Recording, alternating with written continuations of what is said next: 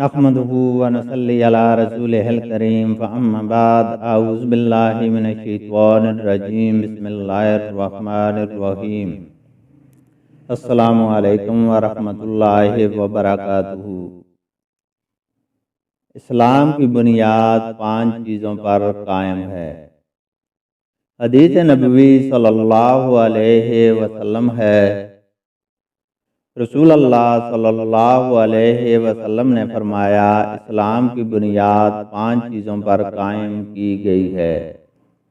اول گواہی دینا کہ اللہ کے سوا کوئی معبود نہیں اور بے شک محمد صلی اللہ علیہ وسلم اللہ کے سچے رسول ہیں، اور نماز قائم کرنا اور زکوٰۃ ادا کرنا اور حج کرنا اور رمضان کے روزے رکھنا۔